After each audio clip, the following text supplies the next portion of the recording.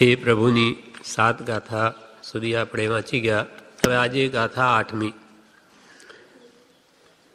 ભક્તિ માર્ગ પ્રવેશ નહીં, નહીં ભજન દ્રઢ ભાન, સમજ નહીં નિજ ધર્મની, નહીં શુભ દેશે સ્થાન.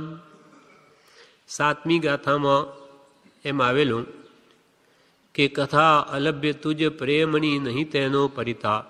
આપણી કથા મહાપુરુષોની તે પણ અલભ્ય છે, પણ તેનો મને કંઈ પરિતાપ એટલે ખેદ થતો નથી. એના સંબંધમાં આગળ કૃપાલદેવ કહે કે ભગવાનના ભક્તોની કથાઓ સાંભળવા ન મળે તેનો મને ખેદ થતો નથી, કેમ કે મારો હજી ભક્તિ માર્ગમાં પ્રવેશ પણ થયો નથી. ભક્તિ માર્ગ પ્રવેશ નહીં. 3 પ્રકારના માર્ગ છે: જ્ઞાન માર્ગ, ક્રિયા માર્ગ અને ભક્તિ માર્ગ. મોક્ષ પ્રાપ્તિ માટે 3 માર્ગ ભગવંતે ઉપદેશ્યા, પણ જ્ઞાન માર્ગ તો દુરારાધ્ય છે. પરમાવ ઘાટ દશા પામ્યા પહેલાં તે માર્ગે પડવાના ઘણા સ્થાન જ છે. સંદેહ, વિકલ્પ, સ્વચ્છંદતા, અતિ પરિણામીપણું એ આદિ કારણો વારંવાર તે માર્ગે પડવાને હેતુઓ થાય છે. જ્ઞાન માર્ગ ઘણી ઊંચી દશા જીવ પામે ત્યારે એ જ્ઞાનના આશ્રય માર્ગને આગળ કાપી શકે. નહીં તો આપણા જેવા જો પહેલાં જ્ઞાન માર્ગને વળગી પડે તો નિશ્ચયાભાસી થઈ જાય, મોટી મોટી જ્ઞાનની વાતો કરતો થઈ જાય અને જીવનમાં કંઈ આચાર નહીં, ઠેકાણા ન હોય. એમાં શું દોષો આવે તે કૃપાલદેવ કે સંદેહ, શંકા ઉપજે. માત્ર ચોપડાઓ પુસ્તકો વાંચીને હું મેળવી લઈશ તેમાં શંકા થવાનો સંભવ રહે. સંદેહ, વિકલ્પો ઉઠે અનેક. ભક્તિ ન હોય તો ભગવાને કહ્યું તે સત્ય ન બનાય, એમાં અનેક કલ્પના ઉઠે. એમ કેમ કહ્યું, આટલા બધા જીવો એમાં કેમ હોય? એવા અનેક વિકલ્પ થવાની સંભાવના છે. કાં સ્વચ્છંદ થાય, પોતાની મરજી પ્રમાણે હું બધું સમજી ગયો એમ કરીને કરવા માંડી પડે. આ જ્ઞાન માર્ગના દોષો કહે છે. કાં પછી અતિ પરિણામીપણું, એટલે જ્ઞાન થયું ન હોય ને માની બેસે કે મને તો જ્ઞાન થઈ ગયું. આ બધા જ્ઞાન માર્ગના દોષો છે. જ્ઞાન માર્ગ દુરારાધ્ય છે. મહા મુશ્કેલીથી જે માર્ગ વડે આરાધના થઈ શકે, પરમાવ ઘાટ દશા પામ્યા પહેલાં તે માર્ગે પડવાના ઘણા સ્થાનક છે. સંદેહ, વિકલ્પ, સ્વચ્છંદતા, અતિ પરિણામીપણું આદિ કારણો વારંવાર તે માર્ગે પડવાના હેતુઓ થાય છે. આ કૃપાલદેવ કહે છે. અને ક્રિયા માર્ગે અસદ અભિમાન. 693 પત્રમાં લખ્યું, ક્રિયા માર્ગે અસદ અભિમાન. ક્રિયા કર્યા કરે. સંપ્રદાયમાં મોટે ભાગે ક્રિયા માર્ગ આ પણ ક્રિયા છે. આપણી ભક્તિ સ્વાધ્યાય આપણે કરીએ છીએ 10 કલાકે પણ ક્રિયા છે. પણ એમાં જો સાચી ભક્તિ ભગવાન પ્રત્યે ન હોય તો એ ક્રિયા જડ ક્રિયા થઈ જાય. આત્માર્થનો લક્ષ્ય ન હોય તો માત્ર ક્રિયા કરવી, પણ કરીને મેળવવું છે શું? કંઈ દેવલોક કે આ લોકના સુખાર્થે ભગવાને ધર્મની ક્રિયા ઉપદેશી નથી. ક્રિયા માર્ગે અસદ અભિમાન, ખોટું અભિમાન આવી જાય કે હું કેટલી ક્રિયાઓ કરું છું, બીજા તો કંઈ કરતા જ નથી. ક્રિયા માર્ગે અસદ અભિમાન. વ્યવહાર આગ્રહ. વ્યવહાર આગ્રહ એટલે તમારે એમ બેસવું જોઈએ, કટાસણ આમ જ જોઈએ, મુપતિ આમ ન ચાલે, ચરણો એમ જ મૂકવો. એના આગ્રહો બાહ્ય આગ્રહમાં પડી જાય. વ્યવહાર આગ્રહ, સિદ્ધિ મોહ, અથવા મને રિદ્ધિ સિદ્ધિ પ્રગટ છે, અથવા સિદ્ધિ મોહ, અથવા પૂજા સત્કાર આદિક યોગ. મને લોકો પૂજે, સત્કાર આપે, કેમ કે હું તો તપ કરું છું. જેમ આજે આજ બહાર 28 કે માસ કમણ કરે તો એના કેટલા વરઘોડા કાઢે અને કેટલું બધું એનું મહાત્મ્ય મોટાઈ કરે એની.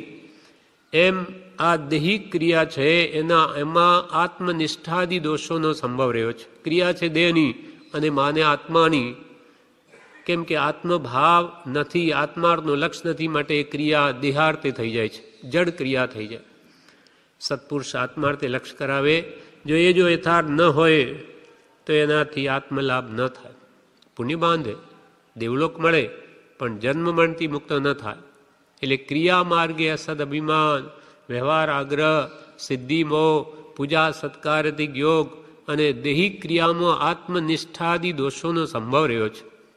માટે કોઈક મહાત્માને બાદ કરતાં ઘણા વિચારવાન જીવોએ ભક્તિ માર્ગનો જ આશ્રય ગ્રહણ કર્યો છે. ભક્તિ માર્ગ સીધો છે. કોઈક મહાત્મા જો ઘણી ઊંચી દશાને પામેલા હોય એની વાત જુદી છે, બાકી કોઈક મહાત્માને બાદ કરતાં ઘણા વિચારવાન જીવોએ ભક્તિ માર્ગનો તે જ કારણથી આશ્રય કર્યો છે જ્યાં પડવાનું નથી, અને પરમ પુરુષ સદગુરુને વિશે સર્વાર્પણ સ્વાધીનપણું શિષ્યા વંદી દીઠું છે અને તેમજ વર્ત્યા છે. તથાપિ તેવો યોગ પ્રાપ્ત થવો જોઈએ, નહીં તો રત્ન ચિંતામણી જેવો જેનો એક સમય છે એ મનુષ્ય દેહ ઉલટો પરિભ્રમણ વૃદ્ધિનો હેતુ થાય. સાચા સદગુરુ મળવા જોઈએ, એના આશ્રય ભક્તિ માર્ગ આરાધી શકાય, એની ભક્તિ કરી શકાય. પણ કુગુરુઓએ સામે તો આ અમૂલ્ય માનવ દેહ વ્યર્થ જાય, ભવ ભ્રમણ બધે. માટે સાચા ગુરુ મળે તો એની ભક્તિમાં તન્મય રહેવું, અને એ કહે તેમ કર્યા કરતો એ સીધો માર્ગ છે. એમાં સ્વચન ટળે, અભિમાન જાય અને સીધા માર્ગે ચાલ્યું જવાય. એટલે ત્રણેય માર્ગમાં ભક્તિ માર્ગ સર્વથી શ્રેષ્ઠ છે. અને પરમ પ્રેમરૂપ ભક્તિ વિના જ્ઞાન શૂન્ય છે. જો તમારા હૃદયમાં સત્પુરુષ પ્રત્યે પ્રેમ નથી, એના ગુણો પ્રત્યે, શુદ્ધ આત્મા પ્રત્યે, તો તમારું જ્ઞાન પણ વ્યર્થ છે. એ માત્ર માનાર્થે જ થાય. દુનિયાને બતાવી પોતે જાણે હું બધું સમજી ગયો અને ભગવાનના ગુણો પ્રત્યે જ પ્રેમ નહીં, એટલે એના અંદર ગુણ ન પ્રગટે, અભિમાન આવે, પૂરતું શાસ્ત્ર એના શસ્ત્રરૂપ થઈ જાય. ગુરુગમ વીણ સૌ શાસ્ત્રો શસ્ત્રો અપાત્ર ને દુઃખદાયી. ગુરુગમ વીણ આ શાસ્ત્રો એને માટે શસ્ત્ર બની જાય, એ જ એને ડૂબાડવાના કારણ થઈ જાય. શાસ્ત્ર ને શસ્ત્ર. ગુરુગમ વીણ સૌ શાસ્ત્રો શસ્ત્રો અપાત્ર ને દુઃખદાયી. સુપાત્ર ને આધાર પરમ છે, ગુરુવીર હે સુખદાયી. અહો હો પરમ શ્રુત ઉપકાર ભવીને શ્રુત પરમ આધાર. સુપાત્ર જીવને તો પરમ આધારરૂપ છે શાસ્ત્રો, એની શ્રદ્ધા ટકાવવામાં. પણ અપાત્ર જીવને એ ડૂબાડનારા થઈ જાય છે. પણ ભક્તિ સાથે હોય તો એને આડે રસ્તે જવાની દે. પણ અહીંયા કૃપાલદેવે આપણને એમ ભાવના કરાવી કે હે ભગવાન, ભક્તિ માર્ગ પ્રવેશ નહીં. હજુ તો આવા ભક્તિ માર્ગોમાં મારો પ્રવેશ જ નથી થયો. હું બોલું છું પણ ભાવ ભક્તિ ભાવ નથી. દ્રવ્ય ભક્તિ કરું પણ ભાવ તો મારો સંસારમાં છે. ભાવથી સંસારની ભક્તિ કરું છું અને બહારથી ભગવાનની ભક્તિ કરું છું, દ્રવ્યની. એ દ્રવ્ય ભક્તિ પણ ભાવ લાવવા માટે જ છે. પણ ભાવ લાવવાનો જો લક્ષ ન રહે તો એ માત્ર જડ ક્રિયા થઈ જાય. જડ ક્રિયા થઈ જાય, ક્રિયા કરવી બસ, પણ એનાથી શું પ્રાપ્તિ કરવી એનું લક્ષ ન રહે. એટલે એવા જે ભાવ સહિત ભક્તિ માર્ગ આપણે ઉપદેશ્યો, પણ એમાં તો એ ભગવાન મારો હજુ પ્રવેશ જ નથી. અને ભક્તિ માર્ગમાં પ્રવેશ નહીં થયો, તેથી નહીં ભજન દ્રઢ ભાન. આપના ભજન એટલે આપના ગુણગ્રામ પ્રત્યે મને દ્રઢ ભાન નહીં થયું.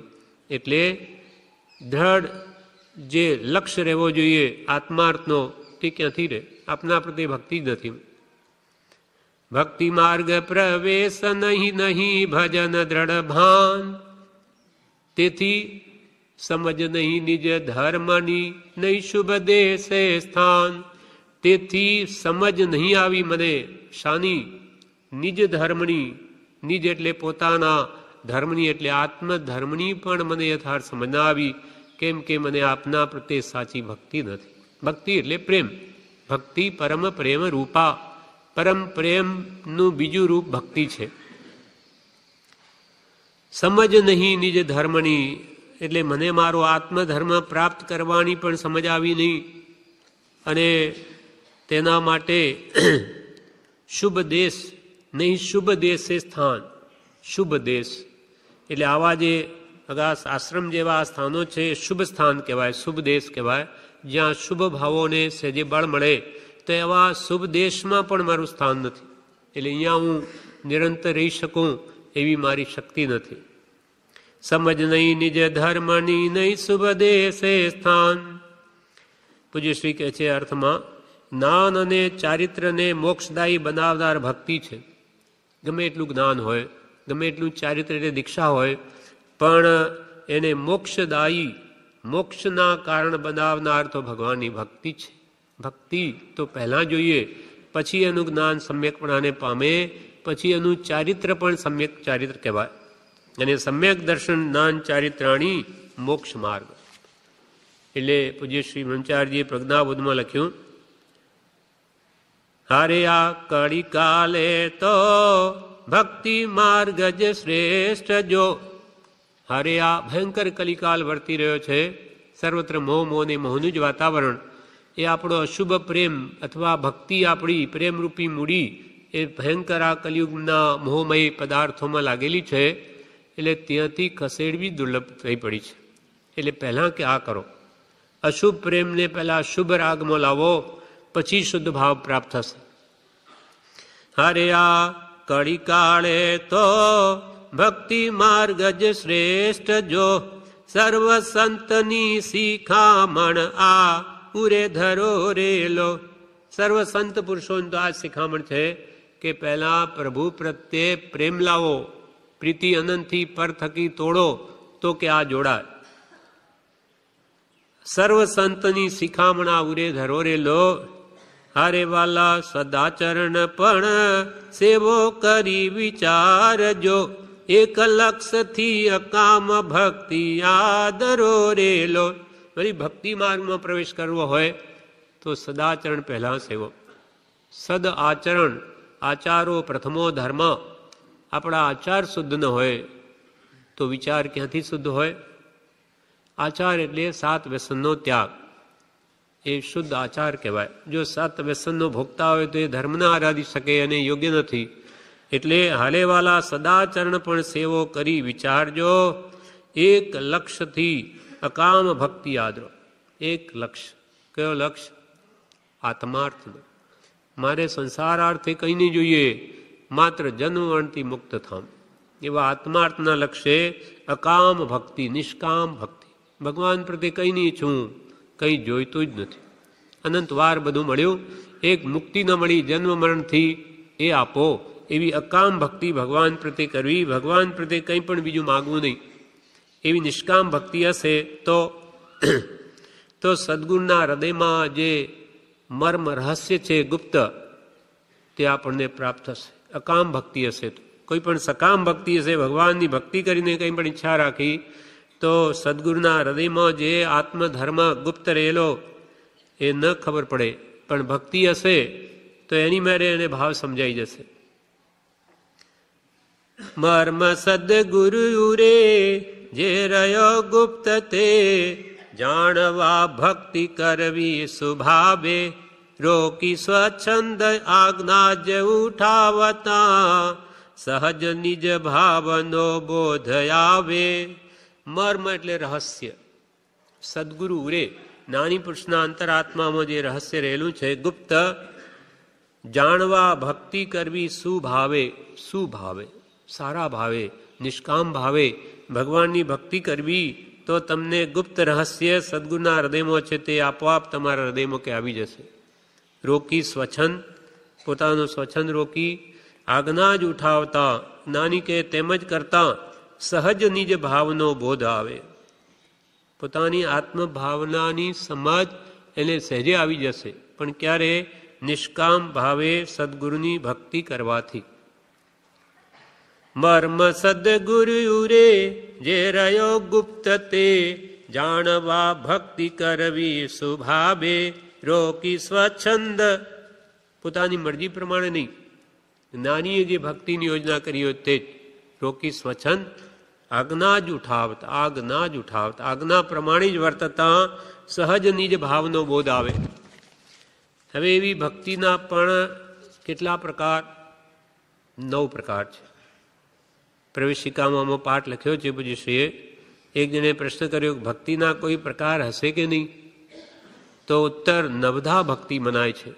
પ્રશ્ન, તે 9 પ્રકાર કયા કયા? ઉત્તર, શ્રવણ કીર્તન ચિંતવન વંદન સેવન ધ્યાન લઘુતા સમતા એકતા નવધા ભક્તિ પ્રમાણ.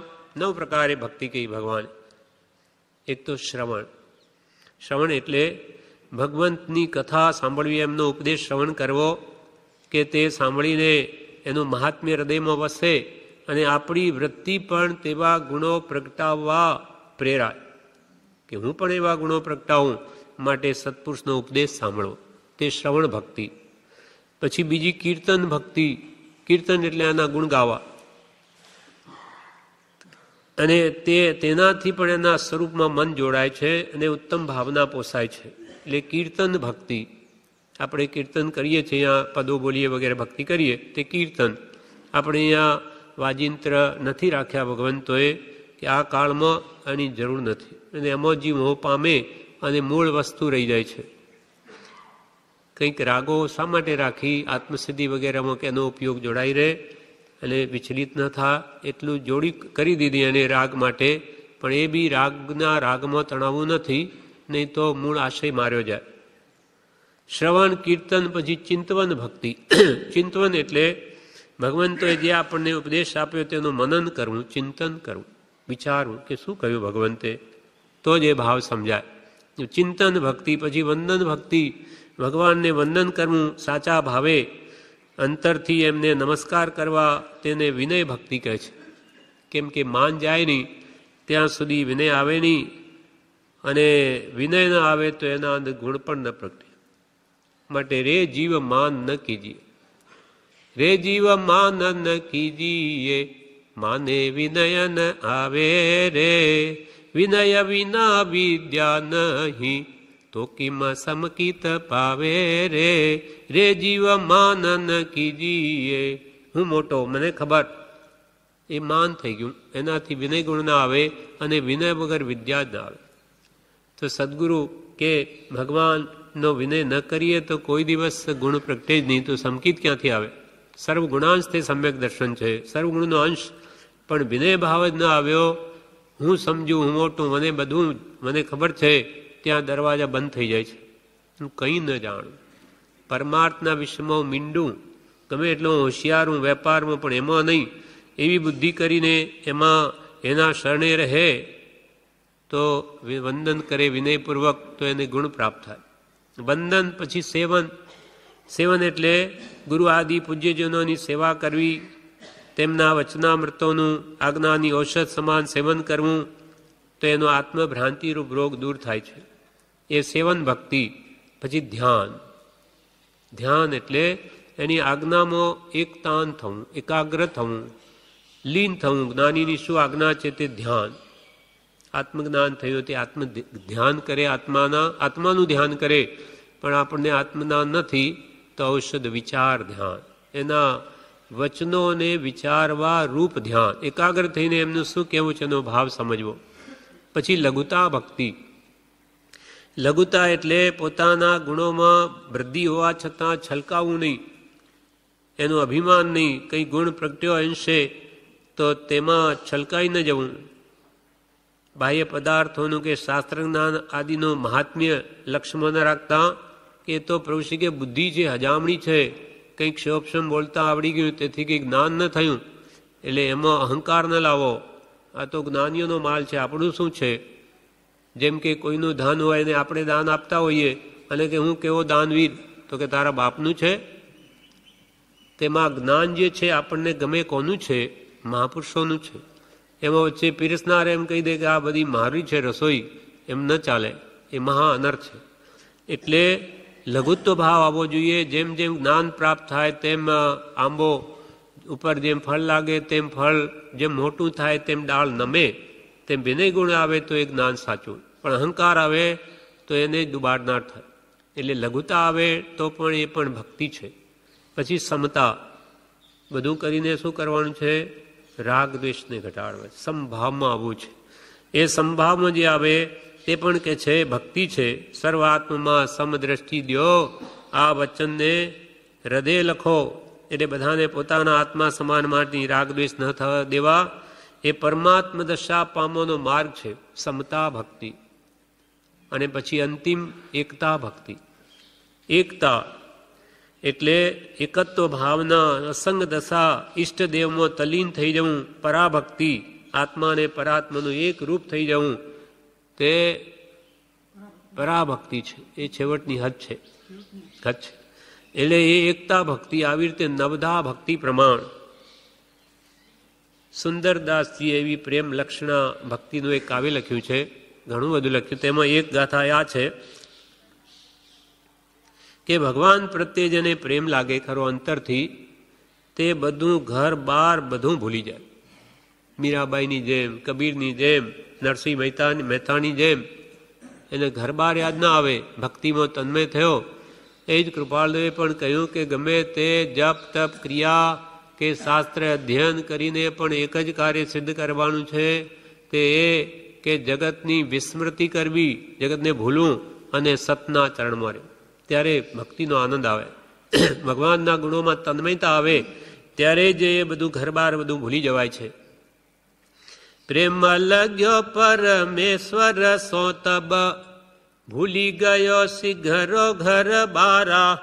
પ્રેમ લગ્યો પરમેશ્વર સો તબ, ભૂલી ગયો શીઘરો ઘર બારા. સગળું ઘર બાર બધું ભૂલી જાય. સાધુ સંગ બેઠ બેઠ લોક લાજ ખોઈ, મેરે તો ગિરધર ગોપાલ દૂસરો ન કોઈ. એને લોકલાજનું ભાન નથી, બસ ભગવાનની ભક્તિમાં જેને રસ છે. એવી મીરાબાઈ એ ભલે ને વિષના પ્યાલા મોલ્યા મોકલ્યા તોય પ્રેમથી પી ગઈ, પણ ભગવાનની ભક્તિના બળે એને કંઈ અસર નહીં થઈ. પેલા પ્યાલા પર અમૃત થઈ ગયા. રાણા જાણે કે આપણી ઇજ્જત ખોએ છે એટલે એને મારી નાખો. રાણાએ મેલ્યા વિષના પ્યાલા, પીને મસ્ત હોઈ, મેરે તો ગિરધર ગોપાલ દૂસરો ન કોઈ. એક ભગવાનની ભક્તિમાં તન્મયતા છે, એને બીજું કંઈ ભાન નથી. નરસિંહ મહેતાની ઝૂંપડી પ્રસિદ્ધ, એની ગરીબ અવસ્થા, પણ એને કોઈ દિવસ ભગવાન પાસે કંઈ માગ્યું જ નથી. એટલે ભગવાનમાં તન્મય, મારે કંઈ નહીં જોઈએ. પ્રેમ લગ્યો પરમેશ્વર સો તબ, ભૂલી ગયો શીઘરો ઘર બારા. જો ન મત ફિરે જીત હિ તિત, ને કરહી ન શરીર સંભારા. જેમ કોઈ ઉન્મત્ત થયેલો માણસ જીત હિ તિત ફિરે, જ્યાં ત્યાં ફરે, ને કરહીને શરીર સંભારા. માણસ જાણે ગાંડો હોય તો એને શરીરની સંભાળ ન હોય, એ ભગવાનની ભક્તિમાં તન્મય હોય. પ્રભુશ્રી એકવાર એમ કહ્યું કે પ્રભુ ગાંડા થઈ જવાનું છે. બહુ ડાયામાં કપ્પામાં માલ નથી કે પોપટને પાંજરામાં પૂરે, પણ કોઈ ડાયો ન હોય એને કોઈ પાંજરામાં ન પૂરે, એને કોઈ એની ભક્તિઓ મસ્ત હોય. એટલે જો ઉન્મત્ત ફિરે જીત હિ તિત, નેક રહીને શરીર સંભારા. આ બધું શું છે? ભક્તિ માર્ગ પ્રવેશ નહીં. જેને ભક્તિ માર્ગમાં પ્રવેશ સાચો થયો હોય એને તો આખું જગત ભૂલાઈ જાય અને એની લીલા મસ્તીમાં જ રહે. પ્રેમ લગ્યો પરમેશ્વર સો તબ, ભૂલી ગયો શીઘરો ઘર બારા. જો ન મત ફિરે જીત હિ તિત, ને કરહી ન શરીર સંભારા. શ્વાસયુ સાસયુ ઉઠે સબ રોમ, ચલે દ્રગ નીર અખંડિત ધારા. સુંદર કોન કરે નવદા વિધિ, છાકી પર્યો રસ પીમત વારા. શ્વાસ ઉશ્વાસ ઉઠે સબ રોમ અને ચલે દ્રગ નીર અખંડિત ધારા. આંખમાંથી આંસુ પડ્યા કરે. પ્રભુ શ્રી હે પ્રભુ બોલતા ત્યારે એમના પ્રસંગમાં આવે કે આખી રાત ચાલે, ઉસીંગા પડ્યા ઉસીંગા પાણીથી, આંખના આંસુથી. કેટલો બધો પશ્ચાતાપ થયો. નીર ચલે ચલે દ્રગ નીર અખંડિત ધારા. દ્રગ એટલે આંસુ, આંખ, આંખમાંથી આંસુ પડી પડીને અખંડિત ધારા વડે બધા ઓસીગા પલડી જાય. એટલો બધો એને પશ્ચાતાપ થાય કે આવો પાપી ક્યાં ભગવાનમાં આનંદ ગુણને, ક્યાં આનંદ દોષનું પાત્ર. અમારા દોષો ક્યારે જશે? એવો જેને દોષ કાઢવાનો અત્યંત લાગ છે, આવા પુરુષો દોષ કાઢી શકે. પણ સુંદરદાસજી કહે છે, કોણ કરે નવધા વિધિ ભક્તિ, છાકી પર્યો રસ પી મતવારા. કે જે આવા પ્રેમ રસમાં ઉન્મત્ત બનીને છકી ગયો છે, એવો નવધા ભક્તિ કરનારો આજે કલિકાળમાં કોણ છે?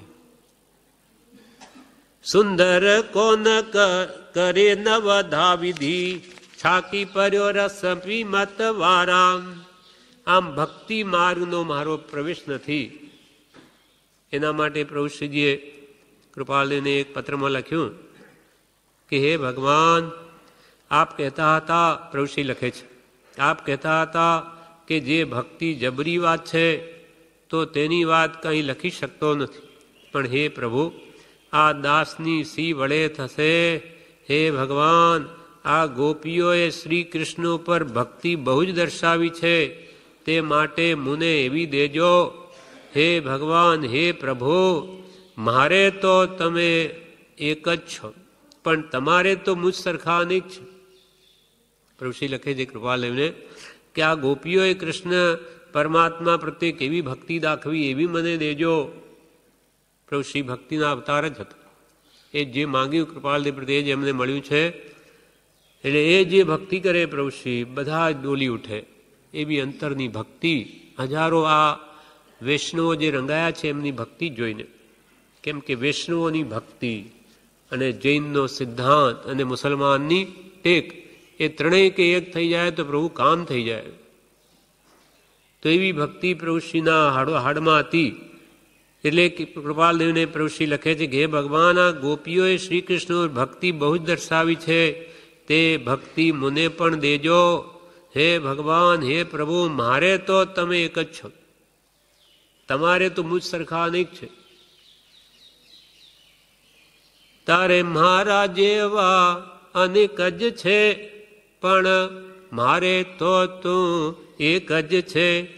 મને તને મળવાની ટેક જ છે, પ્રભુ આવી વસો મન મંદિરીએ.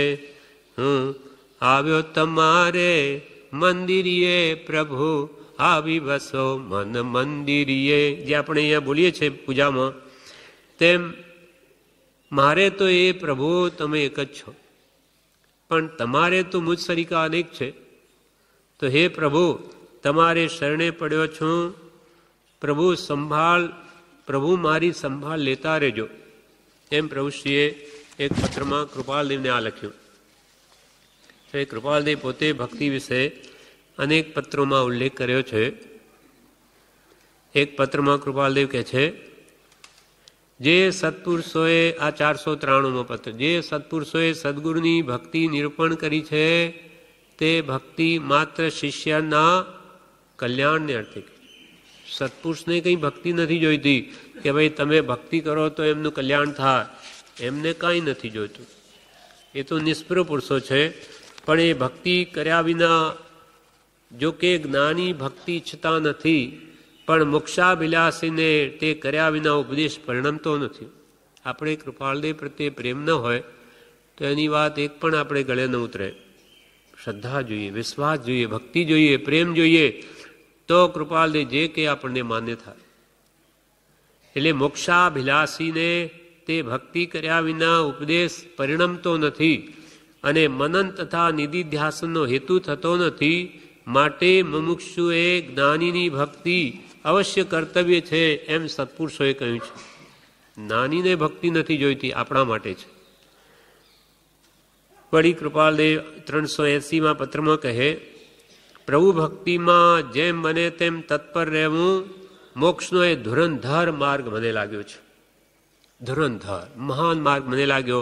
એટલે જેમ બને તેમ પ્રભુ ભક્તિમાં તત્પર લેવું, લીન રહેવું. રાવણે અષ્ટાપદ પર્વત ઉપર ભગવાનની તન્મય થઈને ભક્તિ કરી, તેનું શું ફળ આવ્યું? તીર્થંકર નામ કર્મ બાંધી લીધું. આવતી 24મીમાં તીર્થંકર થશે, ભક્તિ ના મળે. ભક્તિ પરમ પ્રેમ રૂપા, પરમ પ્રેમ રૂપ છે ભક્તિ. એ ભક્તિ એટલે પ્રેમ. તે આપણો સંસારમાં છે હમણાં, તે બધો ત્યાંથી જેટલો ઉખેડીશું તેટલો જ ખરેખર ભગવાનના ગુણોમાં પ્રીતિ થશે. એટલે કૃપાલદેવ ફરી લખે છે 394માં પત્રમાં, ભક્તિ પ્રધાન દશાએ વર્તવાથી જીવના સ્વચ્છંદાદિ દોષ સુગમપણે વિલય પામે છે. આપણે સ્વચ્છંદાદિ ઘણા દોષ છે આપણામાં, પણ ભક્તિમાં તો હું પ્રભુ કંઈ ન જાણું એવો ભાવ રહેવાથી એ સ્વચ્છંદાદિ દોષ સુગમપણે વિલય પામે છે. એવો પ્રધાન આશય જ્ઞાની પુરુષનો છે, જ્ઞાની પુરુષોનો છે. અને તે ભક્તિને વિશે નિષ્કામ એવી અલ્પ પણ ભક્તિ જો જીવને ઉત્પન્ન થઈ હોય તો તે ઘણા દોષથી નિવૃત્ત કરવાની યોગ્ય હોવી હોય છે. સાચી ભક્તિઓ નિષ્કામ હોય તો અલ્પ ભક્તિ હોય તો પણ કહે છે ઘણા દોષથી નિવૃત્તિ કરવામાં તે કારણભૂત બને છે. અને અલ્પ એવું જ્ઞાન, થોડું પણ જ્ઞાન હોય અથવા જ્ઞાન પ્રધાન દશા, તે અસુગમ એવા માર્ગ પ્રત્યે, સ્વચ્છંદાદિ દોષ પ્રત્યે તથા પદાર્થ સંબંધી ભ્રાંતિ પ્રત્યે પ્રાપ્ત કરે છે. ઘણું કરીને એમ હોય છે, ઘણું કરીને અલ્પ પણ જ્ઞાન જીવને અજીર્ણ થાય અને એનો અહંકાર થઈ અને સ્વચ્છંદ આદિ દોષો વધી જાય. પણ આ કાળને વિશે તો ઘણા કાળ સુધી જીવન પર્યંત પણ જીવે ભક્તિ પ્રધાન દશા આરાધવા યોગ છે એવો નિશ્ચય જ્ઞાનીઓએ કર્યો જણાય છે. અમને એમ લાગે છે અને એમ જ છે. કૃપાલદેવ શું કહે? માટે જ્ઞાની પુરુષોએ ઘણાએ તો બસ આ જ કહ્યું છે કે તમે જીવન પર્યંત ભક્તિ જ કરો, ભક્તિને પ્રધાન રાખો.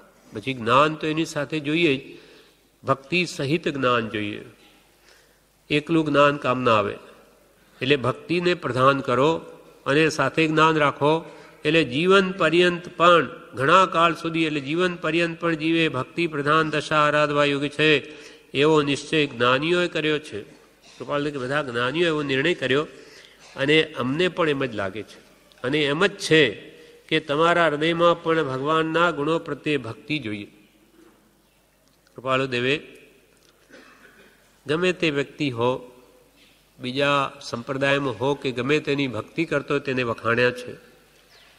મહાત્મા કબીરજી તથા નરસિંહ મહેતાની ભક્તિ અનન્ય, અલૌકિક, અદ્ભુત અને સર્વોત્કૃષ્ટ હતી. તેમ છતાં તે નિસ્પૃહા હતી. સપને પણ એવી તેમની એવી દુઃખી સ્થિતિ છતાં આજીવિકા અર્થે, વ્યવહાર અર્થે પરમેશ્વર પ્રત્યે દીનપણું કર્યું નથી કે ભાઈ અમે તમારા ભક્ત છીએ અને અમે એવા ગરીબ કેમ, એવી કોઈ ભાવના એ મહાત્માએ સત્તુ ભગવાન પ્રત્યે કરી નથી. એટલે તેમ છતાં નિસ્પૃહા ભક્તિ હતી. સ્વપ્નમાં પણ એમણે એવી દુઃખી સ્થિતિ છતાં આજીવિકા માટે કે પોતાનો વ્યવહાર ચલાવવા માટે પરમેશ્વર પ્રત્યે દીનપણું કર્યું નથી, યાચકપણું કે મારો વ્યવહાર, છતાં પણ એમના કાર્ય ઈશ્વર ઈચ્છાથી બધા થયા છે. એટલે જગતમાં પણ નરસિંહ મહેતાનું મામેરું બધું પ્રસિદ્ધ છે. એના બધા પરચા એ ભક્તો પૂર્વે, દેવો હોય, દેવ ભક્ત ભગવાનના, એ એની ઈચ્છાઓને પૂરે ભગવાન કાંઈ ન કરે. અને ભક્તની જો એવી ભાવના હોય તો કંઈ ન વળે. ભગવાનની ભક્તિ કરનાર ભક્ત તો નિષ્કામ જ હોવો જોઈએ, નિષ્કામી. વળી કૃપાલદેવ કે છે ભક્તિ એ સર્વોત્કૃષ્ટ માર્ગ છે. ભક્તિથી અહંકાર મટે, સ્વચ્છંદ ટળે ને સીધા માર્ગે ચાલ્યું જવાય. અન્ય વિકલ્પો મટે. આવો એ ભક્તિ માર્ગ શ્રેષ્ઠ છે. બધા વિકલ્પો મટી જાય. એ બધું મારા ભગવાન જાણે, મને કંઈ ખબર નથી. એમાં અર્પણતા ભાવ છે. પણ એ ભગવાન એવો ભક્તિ માર્ગ પ્રવેશ નહીં, માટે નહીં ભજન દ્રઢ ભાન. આપના ભજન ભક્તિ પ્રત્યે પણ મને દ્રઢ ભાન ન થયું, દ્રઢ લક્ષ્ય કેમ ન રહ્યો કે જે ભક્તિ ખરી આપે જે ઉપદેશી તે માર્ગમાં હજુ મારો પ્રવેશ નથી. ભક્તિ માર્ગ પ્રવેશ નહીં, નહીં ભજન દ્રઢ ભાન. કૃપાલદેવ કૃપાલદેવ પોતે 194 પત્રમાં શું લખે કે અમે જે આ દશા પામ્યા છીએ તે પણ ભગવાનની ભક્તિથી જ પામ્યા છે. ભાવ પ્રતિબદ્ધતાથી નિરંતર વિચરે છે એવા જ્ઞાની પુરુષના ચરણારવિંદ તે પ્રત્યે અચળ પ્રેમ થયા વિના અને સમ્યક પ્રતીતિ આવ્યા વિના સત્સ્વરૂપની પ્રાપ્તિ થતી નથી. અને આવ્યેથી અવશ્ય તે મુમુક્ષુ જેના ચરણાર બિંદ તેણે સેવ્યા છે તેની દશાને પામે છે. આ માર્ગ સર્વજ્ઞાનીઓએ સેવ્યો છે, સેવે છે અને સેવશે. જ્ઞાન પ્રાપ્તિ એથી અમને થઈ હતી. અમને પણ આ માર્ગથી જ જ્ઞાન પ્રાપ્તિ થઈ છે, ભક્તિ માર્ગથી. હવે પણ એવા ભાવ અપ્રતિબદ્ધતાથી નિરંતર વિચરે, એટલે જેના હૃદયમાં રાગભાવ નથી, રાગદ્વેષ નથી, એવા જ્ઞાની પુરુષના ચરણાર વિંદ પ્રત્યે અમે અચળ પ્રેમ કર્યો છે. તેના ફળમાં અમે આ દશા પામ્યા છીએ. અને જ્ઞાન પ્રાપ્તિ એથી અમને થઈ હતી. વર્તમાને પણ એ જ માર્ગ છે. વર્તમાનમાં પણ આત્મજ્ઞાન મેળવું હોય તો જ્ઞાનીની ભક્તિ કરવી, જ્ઞાની પુરુષ દ્વારા જ જ્ઞાન મળશે. અને અનાગત એટલે ભવિષ્યકાળે પણ જ્ઞાન પ્રાપ્તિનો તો એ જ માર્ગ છે, બીજો કોઈ માર્ગ નથી. તમારે જ્ઞાન જોઈતું હોય તો જ્ઞાની પ્રત્યે ભક્તિ કરો. ભક્તિથી શું મળે? ભક્તિથી બધું જ મળે. શું ન મળે?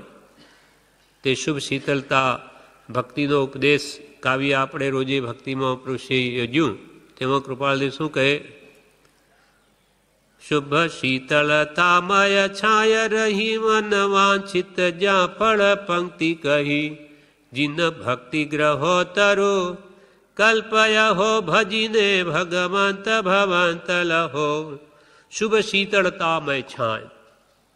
શુભ એટલે પવિત્ર, શીતળ છાયા. ભગવાનની ભક્તિ કરીએ તો આપણા અંદરમાં કોઈ આકુળ વ્યાકુળતા થાય હોય તે મટી જાય. શીતળ છાયા છે જેની, છાયડા નીચે બેઠા હોય તો કેવી શાંતિ વળે, તેમાં આપણા વિષય કસાય મંદ પડી જઈ અને આત્મા શાંત થાય. એટલે શુભ શીતળતામય જેની છાયા છે. અને મન વાંછિત જ્યાં ફલ પંક્તિ રહી, જેમ કોઈ કેરીની વાડી હોય તો બધા ફળો લચી રહ્યા હોય, તેમાં બધા ઝાડ ઉપર સેંકડો ફળો હોય એક એક ઝાડ ઉપર, તેમ અહીંયા ફળ પંક્તિ લચી રહી. એટલે ફળની પંક્તિ મન વાંછી તમે જે ઈચ્છો એ બધા ફળ ભક્તિથી પ્રાપ્ત થાય. સંસાર ઈચ્છો તો સંસારી મળે, સંસારને ઇન્દ્રિય સુખ, પણ આપણે નથી જોઈતા. એ તો અનંતવાર મળ્યા. એટલે અહીંયા કૃપાલદેવે એ પણ સ્પષ્ટ કહી દીધું કે મનવાંછિત બધી સિદ્ધિ ભક્તિથી થશે, પણ આપણે તો ભજીને ભગવંત ભવ અંત લો. આપણે ભગવાનને ભજીને ભવનો અંત આણવો છે, ફરી ભવ સંસાર નથી વધારવો. બાકી ભગવાનની ભક્તિથી તો સર્વ સિદ્ધિ થાય. શુભ શીતળતામય છાય રહી મન વાંછિત જ્યાં ફળ પંક્તિ કઈ. ફળોની લાઈન લાગેલી છે, પણ જીન ભક્તિ ગ્રહો તરુ કલ્પય હો ભજીને ભગવંત ભવંત લહો. જીન ભક્તિને તમે ગ્રહણ કરશો એ તો તરુ કલ્પ જેવી છે. તરુ કલ્પ એટલે કલ્પ વૃક્ષ. દેવલોકમાં જે કલ્પ વૃક્ષ જેમ માગે જે માગે તે આપે, તો આ ભક્તિથી તો સર્વ સિદ્ધિ થાય. પણ તમે કે આવું કંઈ ઈચ્છતા નહીં, તમે તો ભજીને ભગવંત ભવ અંત લો. સંસારનો અંત કેમ આવે એના માટે ભગવાનની ભક્તિ કરજો, સંસાર વધારવા માટે નહીં. આવું તો અનંતકાળ અજ્ઞાન અવસ્થામાં જ કર્યું છે. કુગુરુ આશ્રય સંસાર જ વધાર્યો છે. કુગુરુ પણ એને પોષે કે મારે આ આટલી ધનાદિની પ્રાપ્તિ થઈ જાય તો કુગુરુ તે બધું થઈ જશે, બધું થઈ જશે, હું કંઈ કરી આપીશ તમને, કંઈક દોરો ધાગો, બધું કાર્યસિદ્ધ થઈ જશે. એમ કુગુરુ એવી વાસનાઓ પોષે, સદગુરુ નહીં કરે. સદગુરુ તો એને ઘા મારે કે અરે આવી ઈચ્છા જ્ઞાનીઓ પ્રત્યે આ અલૌકિક મિથ્યાત્વ છે. જ્ઞાનીઓ પ્રત્યે તો જ્ઞાન માગવું, એના બદલે સંસાર માગે. રતનબેન હતા ઉપપ્રમુખના પત્ની, તે કહેતા કે પ્રભુશ્રીને મારે આગલા ભવનો સંબંધ હતો, એટલે મને કહો શું સંબંધ, મને કહેલું પણ હું નહીં કહું, મને ના પાડી છે. તો એ પોતાના ભાવો દરેક પ્રભુશ્રી આગળ કહી શકતા હતા. પણ એકવાર પ્રભુશ્રીએ કે મને પ્રસન્ન થઈને એમ કહ્યું કે બોલ માગ શું જોઈએ. ત્યારે મારાથી કે એમ બોલાયું કે પ્રભુ છોકરો, એમને પુત્ર નહોતો. ત્યારે પ્રભુશ્રી શું કહે, મર ભૂંડી માગી માગીને સંસાર માગ્યો, જે તને મોક્ષ આપે એવો પુરુષ તું એના પર સંસાર માગે, ધિક્કાર છે તને. પછી એમને ખૂબ પસ્તાવો થયો, એ ભાવ સાવ નીકળી ગયો તે દિવસથી. પણ પછી બીજે દિવસે પૂછે છે કે પ્રભુ મારો મોક્ષ થશે કે નહીં. તો પ્રભુશ્રી શું કહે, વાર લાગશે. તે કેમ સંસાર માગ્યો, હવે સંસાર તારે ભોગવવો પડશે. એમ મહાપુરુષો આપણને બધું આપી શકે, પણ એનામાં પ્રત્યે કોઈ દિવસ સંસારની કામના ન કરવી, માત્ર મોક્ષ અભિલાષ. કષાયની ઉપશાંતતા, પછી માત્ર મોક્ષ અભિલાષ.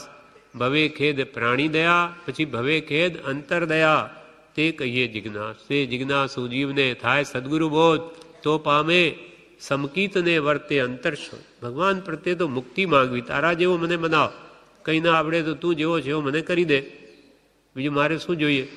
તારામાં અનંત શક્તિ છે તો અનંત દાન દર્શન સુખ વીર્યનો સ્વામી છે એવો મને બનાવી દે, મારે કંઈ નહીં જોયું. તો એમાં કયું સુખ બાકી રહી ગયું? ભગવાન તો સર્વ સુખના આ પિંડ છે, સ્વયં જ્યોતિ સુખધામ છે. માટે ભક્તિથી આ બધું મળી શકે. એટલે આપણે જોઈએ છે મોક્ષ, ભક્તિ કરીને મુક્તિ જોઈએ છે. અને જે ભક્તિ કરશે તેને તો મુક્તિ આપોઆપ ખેંચાઈને આવશે, એને માગવાની પણ જરૂર નથી. ભક્તિ માર્ગ પ્રવેશ નહીં નહીં ભજન દ્રઢ ભાન, સમજ નહીં નિજ ધર્મની નહીં શુભ દેશે સ્થાન. એટલે ભક્તિના બળે આપણું જ્ઞાન નિર્મળ થાય છે, અને નિર્મળ જ્ઞાન મોક્ષનો હેતુ છે. ગાંધીજીએ આ પ્રશ્ન કર્યો કૃપાલદેવને કે અભણને ભક્તિથી જ મોક્ષ મળે ખરો? કે અભણ હોય, કંઈ આવડતું જ ન હોય, વાંચતા ન આવડે, એને મોક્ષ મળે ખરો કે ભક્તિથી? ત્યારે ઉત્તરમાં કૃપાલદેવ લખે છે ગાંધીજીને, ભક્તિ જ્ઞાનનો હેતુ છે, જ્ઞાન મોક્ષનો હેતુ છે. અક્ષર જ્ઞાન ન હોય તેને અભણ કયો હોય તો તેને ભક્તિ પ્રાપ્ત થવી અસંભવિત છે એવું કંઈ છે નહીં. જીવ માત્ર જ્ઞાન સ્વભાવી છે. માણસ કંઈ ભણતા વાંચતા ન આવડે તો એ ભક્તિ તો કરી શકે, શ્રદ્ધા તો કરી શકે, ભલે જ્ઞાન ન હોય, ચારિત્ર ન હોય, પણ ભક્તિમાં એને ક્યાં સોજો? ભગવાન પ્રત્યે પ્રેમ કરવો છે. પ્રેમરૂપી મૂડી કોના પાસે નથી? એમ ભક્તિના બળે જ્ઞાન નિર્મળ થાય, અને નિર્મળ જ્ઞાન મોક્ષનો હેતુ છે. કૃપાલદેવ પોતે શું લખે છે કે એક પુરાણ પુરુષ અને પુરાણ પુરુષની પ્રેમ સંપત્તિ વિના અમને કંઈ ગમતું નથી. અમને તો એક ભગવાનની ભક્તિ જ પ્રિય છે, તો એનું મન બીજે ક્યાંય નહીં જાય. પ્રેમ લગ્યો પરમેશ્વર શું તબ ભૂલી ગયો શીઘ્રું ઘર બારા. પણ એવો પ્રેમ લાગે તો જગતની વિસ્મૃતિ થાય. જ્યાં પ્રેમ હોય ત્યાં આપણું મન દોડે. હમણાં આપણા કુટુંબમાં કે ધનાદિમાં પ્રેમ હોવાથી આપણી વૃત્તિ ત્યાં રહે. એવો પ્રેમ જો સત્પુરુષના ગુણો જાણી અને એના પ્રત્યે આવે તો એનું મન ત્યાં જ રહે, બીજે જાય જ નહીં. એમ એક દ્રષ્ટાંત કૃપાલદેવે આપ્યું નાભા ભગતનું ઉપદેશ છાયામાં વચનામૃતમાં. નાભો ભગત હતો. કોઈએ ચોરી કરીને ચોરીનો માલ ભગતના ઘર આગળ દાટી દીધો. તેથી ભગત પર ચોરીનો આરોપ આવ્યો અને કોટવાળ એને પકડી ગયો, કેદમાં નાખ્યો. ચોરી મનાવવા માટે રોજ ભગતને માર મારે, પણ આ તો ભગવાનનો ભગત એટલે શાંતિથી બધું સહન કરે. ત્યારે ગોસાઈજી આવીને કહ્યું કે તું એમ કહી દે ને કે હું તો વિષ્ણુ ભક્ત છું અને આ ચોરી તો કોઈ બીજાએ કરી છે, ભલે એને માલ મારે અહીંયા દાટ્યો પણ મેં નથી કરી, એમ કહી દે. ત્યારે નાભો ભગત શું કહે કે એમ કહીને છૂટવા કરતાં આ દેહને માર પડે તે શું ખોટું? મારે ત્યારે હું તો ભગવાનની ભક્તિ કરું છું. આ તો મને ભક્તિનું વિશેષ નિમિત્ત મળ્યું. ભગવાનના નામે દેહને દંડ થાય તે સારું, એને નામે બધુંય સવણું. દેહ રાખવાને માટે ભગવાનનું નામ નહીં લેવું. ભલે દેહને માર પડે તે સારું, શું કરવો છે દેહને? આવી રીતે છૂટે દેહાધ્યાસ તો નહીં કરતા તું કર્મ, નહીં ભોગતા તું તેહનો, એ જ ધર્મનો મર્મ. સાચા ભક્તોએ એ દેહને પોતાનું સ્વરૂપ ન ગણે, આત્માને જ પોતાને માને. જો દેહને દુઃખ પડે અને વિશેષ ભગવાનની ભક્તિ થાય તો એ વધારે ઈચ્છે છે. કૃપાલ કંઈક પ્રતિકૂળ પ્રસંગો પ્રાપ્ત થવા એ તો જીવને તરવા બરાબર છે. આપણે માગી ન શકીએ આ તકલીફ દુઃખ, પણ જે આવે એને તો સહન કરીએ. કુંતામાં એ શ્રી કૃષ્ણ પાસે શું માગ્યું? તમે કહો પ્રસન્ન, તમે જો પ્રસન્ન થયા હોય તો મને એક વસ્તુ આપો. શું? તો કે પહેલાં મને વચન આપો, પછી તમે ફરી ન જાઓ. એમ 2-3 વાર પાકું કરાવી અને પછી કે તમે પ્રસન્ન થયા હોય તો મને દુઃખ આપો. શ્રી કૃષ્ણ ચકિત થઈ ગયા, આ શું માગ્યું? દુઃખ? તો કે મને દુઃખમાં જ ભગવાન સાંભળે છે, સુખમાં નથી સાંભળતા. સુખ મેં તો સુમિરન, દુઃખ મેં સુમિરન સબ કરે, પણ સુખ મેં કરે ન કોઈ. જો સુખ મેં સુમિરન કરે તો દુઃખ કાહે કો હોય? એટલે મને કે દુઃખ આપો. તો આપણે દુઃખ માગવાની તો આપણી શક્તિ નથી કે ભાઈ ભગવાન મને દુઃખ આપો. તો જે આપણા કર્મના ઉદયે જે દુઃખ આવે તેને તો સમતા ભાવે સહન કરી લઈએ તો નવા તો ન બંધાય, અને દુઃખ ન ગમતું હોય તો ફરી એવા કર્મ ન બાંધીએ કે જે ફરી એવા ઉદય આવે. આ પ્રમાણે ભક્તિ માર્ગ પ્રવેશ નહીં ભજન દ્રઢભાન. એકવાર મુમુક્ષુએ પ્રભુશ્રીને પૂછ્યું કે પાપ દોષ તો અનંતકાળથી અનેક પ્રકારના કર્યા છે, તે નાશ કરવાનો મુખ્ય ઉપાય શો? પાપ તો અનંતકાળથી આપણે કરતા આવ્યા, તો એ પાપને નાશ કરવાનો ઉપાય શો? ત્યારે પ્રભુશ્રીએ શું કહ્યું? ભક્તિ, સ્મરણ, પશ્ચાતાપના ભાવ કરે તો સર્વ પાપનું નિવારણ થાય. ઉપવાસ આદિ તપ તો કોઈથી ન પણ થાય, કદાચ કષ્ટ આપે, પરંતુ સ્મરણ ભક્તિ પ્રેમપૂર્વક કરે ને ભગવાનનું રટન કરે, સદગુરુ મંત્રમાં રહે તો કોટી કર્મનો ક્ષય થાય. એવો એ ભક્તિનો મહિમા છે. કૃપાલ ભક્તિ પ્રભુશ્રી કહે ભક્તિ કરો, સ્મરણ કરો તો તમારા બધા પાપ દોષ અનંતકાળના નાશ પામી શકે. પણ ક્યારે? ભૂતકાળ કી ક્ષમા સફળ જબ હોય ભવિષ્ય કી પ્રતિજ્ઞા. એક વાર માફી હોય, બે વાર કે અનંત વાર દોષો કર્યા જ કરે, અનેક વાર એની માફી ન હોય. એમ ભક્તિ સ્મરણ પશ્ચાતાપના ભાવ કરે તો સર્વ પાપનું નિવારણ થાય. પશ્ચાતાપનું એટલી મોટી તાકાત છે. કુરુગડુ મુનિ હતા, તે બધા સાધર્મી ભાઈઓ સાધુઓ, બીજા સાધુઓ તો કોઈ મહિનાના ઉપવાસ કરે, કોઈ 2 મહિના 4 મહિના, પણ આ કુરુગડુ મુનિને તો એક ઉપવાસ પણ ન થાય, એકટાણું બી નહીં થાય. એટલે સંવત્સરીના દિવસે પણ વહોરીને લઈ આવ્યા ખીચડી. હવે ખીચડી પોતાના મોટા જે ગુરુ હોય એને બતાવવી પડે. એ બતાવ્યું એટલે જો બતાવી ત્યારે તે ગુરુને શું થયું કે અરે આ સંવત્સરીના દિવસે પણ ખાય છે, એમ કરીને જે કફનો ગલ્ફો આવ્યો એમાં થૂંકી દીધો ખીચડીમાં. હા, માંસ કમણ કરેલા એ મહારાજે પણ ગલ્ફો થૂંકી દીધો. છતાં કુરુગડુ મુનિ શું માને કે હો મારા ધન્ય ભાગ છે, મારાથી તો કંઈ નથી થતું, પણ આ મહાતપસ્વીઓએ મને ઘી આપ્યું. આપણને થાય એવું? ખીચડીમાં કોઈ કફનો ગલ્ફો થૂંકી દે, મને મારા ગુરુએ ઘી આપ્યું. કેવો સવળો ભાવ.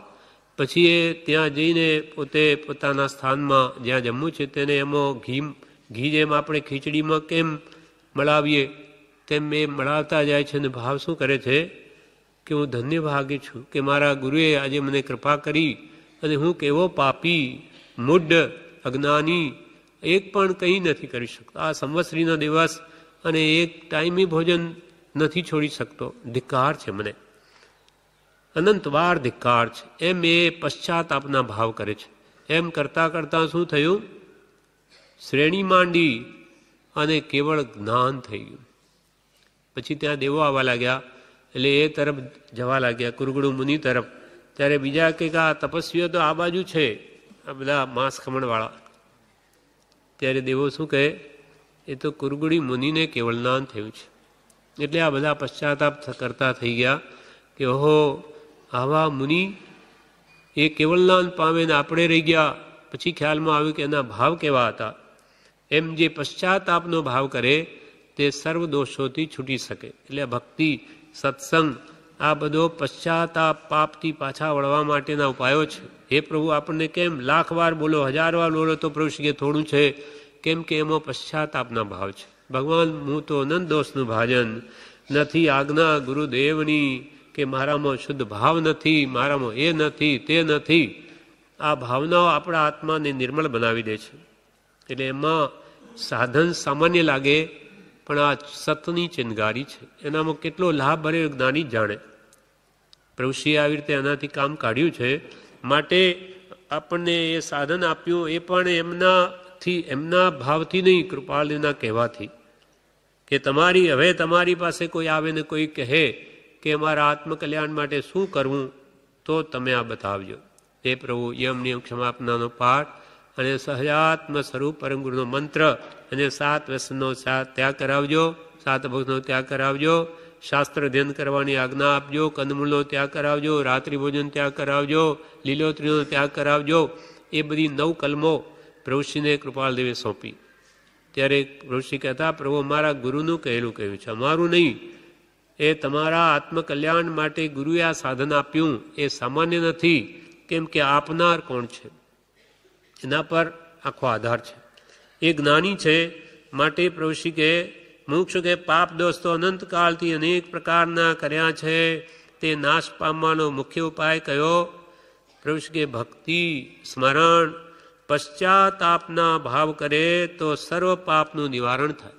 ઉપવાસ આદિ તપ તો કોઈથી ન પણ થાય, કદાચ કષ્ટ આપે, પરંતુ સ્મરણ ભક્તિ પ્રેમપૂર્વક કરે અને ભગવાનનું રટન કરે, સદગુરુ મંત્રમાં રહે તો કોટી કર્મનો ક્ષય થાય. એવો એ ભક્તિનો મહિમા છે. હવે પ્રભુશ્રી કહે છે, ગુરુ ભક્તિમાં ગુરુના ગુણગ્રામથી કર્મની કોડ ખપે છે. તે કર્તવ્ય છે જી. હે પ્રભુ, આપને એક ભલામણ છે. પ્રભુશ્રી આપણને ભલામણ કરે. પ્રભુ, હે પ્રભુ, આપને એક ભલામણ છે. તે પ્રથમ પણ કહેલ, તે હવે પણ ધ્યાનમાં લેશો જી.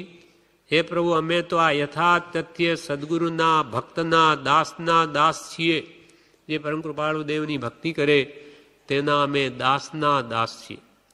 આપણે પણ બોલીએ છીએ કે હું દાસ હું દાસ છું.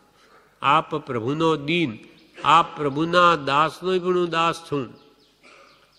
તો આપણે પરમ કૃપાલદેવના દાસ છે. હવે એમ બોલીએ છીએ આપણે કે આ હું તો કૃપાલદેવના દાસનો દાસ છું. એટલે આપણે કોઈને કહી દઈએ કે તું તો મારો દાસ છે, સેવક છે, તો ખોટું લાગે. કેમ કે આપણા અંદરમાં એ ભાવ પરિણમ્યો નથી. જ્યારે પ્રભુશ્રી શું કહે, અમે તો આ યથા તથ્ય જેને જ્ઞાન પ્રગટ છે એવા સદગુરુના ભક્તના દાસના દાસ છીએ. અને તે સદગુરુ યથા તથ્યની ભક્તિ જે કરે છે, પરમ કૃપાળુની ભક્તિ જે કરે તેને નમસ્કાર છે જી. હે પ્રભુ, આપ સર્વના જાણવામાં છે કે શ્રીમદ સદગુરુ રાજચંદ્ર પ્રભુનો આ એક દીન શિષ્ય છે જી. તો હવે તે સ્વરૂપ યથાતથ્ય ક્યાં છે તે વિચારી ભક્તિ કર્તવ્ય છે. સહજાત્મ સ્વરૂપ કોને પ્રાપ્ત છે તે વિચારીને તે પુરુષની ભક્તિ કર્તવ્ય છે. આપણું પણ સહજાત્મ સ્વરૂપ પ્રગટે એના માટે. વળી પ્રભુશ્રી કહે, ભક્તિ જીવે કર્તવ્ય છે. સર્વ ધર્મમાં ભક્તિને પ્રધાન પદ આપ્યું છે. વૈષ્ણવ હોય, મુસલમાન હોય, ખ્રિસ્તી હોય, કોઈ ભક્તિમાં નથી માનતા એમ નથી. એનાથી પાપનો નાશ થાય છે. પાપી છે તેને આર્ત ભક્તિ કરવાનો અધિકાર છે. આપણે પાપી છીએ, પ્રતિદિન પાપ કરીએ, માટે આપણે આર્ત ભક્તિ કરવાનો અધિકાર છે. આર્ત ભક્તિ એટલે પાપો જે થયા હોય એને યાદ કરીને પશ્ચાતાપ કરવો, એ આર્ત ભક્તિ કહેવાય. આર્ત ધ્યાન નથી, આર્ત ભક્તિ છે. તો તેને આર્ત ભક્તિ કરવાનો અધિકાર છે. બાકી ભક્તિના તો ઘણા પ્રકાર છે. બોધ સાંભળવો, વાંચન, વિચારણા, સદગુરુમાં પ્રેમ ભાવ, એવી ભક્તિ ઉત્તમ છે. સ્મરણ તે પણ ભક્તિ છે જી. એવી ભક્તિ આપણને મળી છે. પણ હે ભગવાન, એ ભક્તિમાં હજુ મારો આપ જેમ કહો છો તેમ પ્રવેશ થયો નથી. પૂજ્ય શ્રી બોધામૃતમાં પણ એના વિશે જણાવે છે કે ગોપીઓ ક્યાં ભણવા ગઈ હતી. પ્રેમરૂપી અગ્નિ લાગે તો બધા કર્મ બળીને ભસ્મીભૂત થઈ જાય. પ્રેમરૂપી અગ્નિ. પ્રભુશ્રી તો એમ કે પ્રભુ પ્રેમમાં તો બધું આવી ગયું. પરાભક્તિ એ કેવળ જ્ઞાનનું બીજ છે. કેવળ જ્ઞાન એ પ્રેમ સદગુરુમાં લાગે તો કેવળ જ્ઞાન પ્રગટાવે એવું બીજ છે. આગમ કંઈ જોવા ન પડે. પોતાના હૃદયમાં બધા આગમ આવીને વસે. સદગુરુથી ઘણો લાભ થાય એવો છે. સદગુરુથી ઘણો લાભ થાય એવો છે. ભક્તિથી, સદગુરુની ભક્તિથી. એટલે એક સ્તવનમાં મહાત્માઓ કહે છે, તાહરી ભક્તિ ભલી બની રેલો, જીમયો સધી સંજીવની રેલો. હે ભગવાન, આપ તારી ભક્તિની યોજના એ તો ભલી બની. જેમ મરેલો માણસ હોય એને કહેવાય સંજીવની ઔષધ મળે તો એ જીવતો થઈ જાય એમ કહેવાય છે. તેમ તા હરી ભક્તિ ભલી બની રેલો, જીમ ઔષધિ સંજીવની રેલો. તન મન આનંદ ઉપનો રેલો, કહે મોહન કવિ રૂપનો રેલો. મોહન વિજયજી કહે છે, આપણે સ્તવન બોલીએ સવારમાં, એમાં કે તારી ભક્તિ તો ભલી બની કે અમારે મળદા જેવા છીએ એમને જીવતા કરી દે, આત્મ સ્વરૂપ પ્રાપ્ત કરાવીને. તન મન આનંદ ઉપનો રે લો, કહે મોહન કવિ રૂપનો રેલો. આપની ભક્તિથી અમારું તન એટલે શરીર અને મન તન પણ ઉલ્લાસ પામે, મન પણ આનંદમાં આવે. માટે તારી ભક્તિની યોજના બહુ જ સુંદર છે. એમાં આપણો સમય શુભ કાળમાં જાય છે, શુભમાં નહીં તો શું કરે જીવ? ભક્તિ ન હોય ભગવાન પ્રત્યે તો આખો દિવસ શું કરે? આખો દાડો સંકલ્પ વિકલ્પ કરે, સંસારના ભાવો કરે, કર્મ બાંધે. ભક્તિ એ છૂટવાનું સાધન છે. ભક્તિમાં કિંમત ભાવની છે. ક્રિયા કરવાથી કંઈ ન થાય. અહીંયા શું કહે છે? ભક્તિમાં કિંમત ભાવની છે. ભાવ આવવા જોઈએ. આપણો ભાવ માનો આપણે ભક્તિમાં બેઠા અને ભાવ એટલે મન એ જો સંસારમાં કે ઘરના કે ધંધાના વિકલ્પ કરતું હોય તો કે છે એ ભક્તિ ન કહેવાય. ભક્તિમાં કિંમત ભાવની છે. ક્રિયા કરવાથી કંઈ ન થાય. સમજણ સહિતની ભક્તિ આજ્ઞાથી થાય તે સાચી ભક્તિ છે. સમજણપૂર્વક શા માટે ભક્તિ કરવી?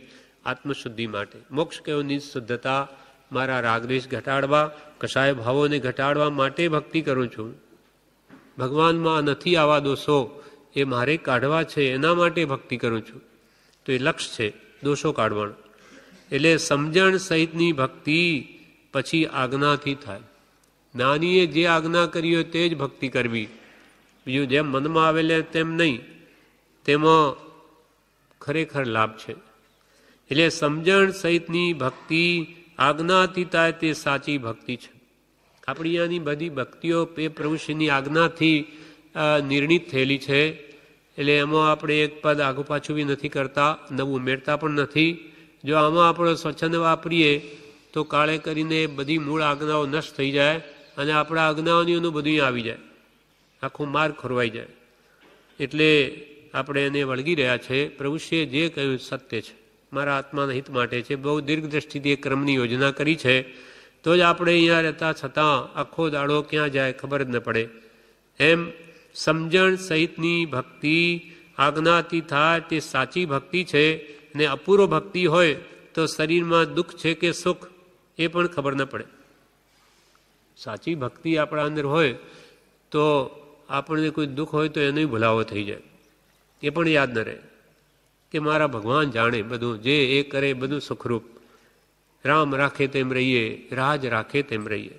સુખના ઉદય આવે, દુઃખના આવે, બધા આવવાના. આપણા જ બાંધેલા કર્મ અર્પણ ભાવ સત્પુરુષ પ્રત્યે હોય તો જેમ રાજ રાખે તેમ રહીએ.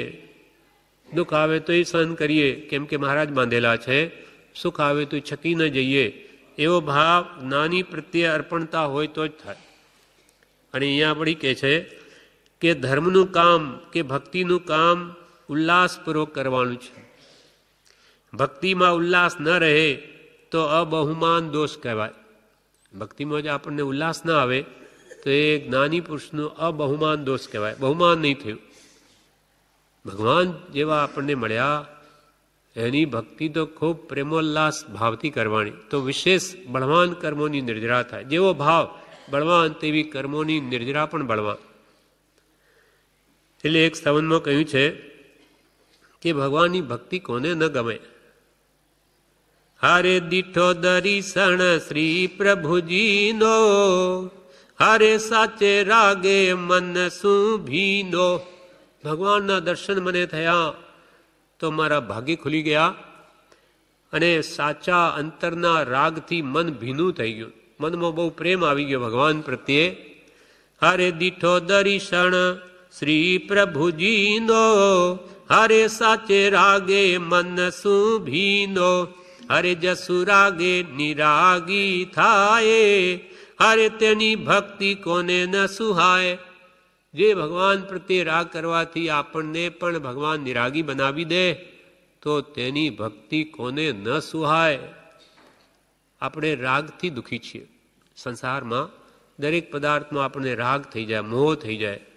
કુટુંબાદિ પ્રત્યે ધનાદિ એટલે દુઃખી છીએ. તો કોઈ જે રાગ નીકળી જઈ અને આપણને પણ વિતરાગ બનાવી દે તો એવા પુરુષની ભક્તિ કોને ન સુહાય, કોને ન ગમે.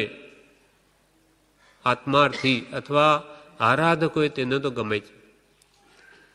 હરે જસુ રાગે નિરાગી થાય, હરે તેની ભક્તિ કોને ન સુહાય.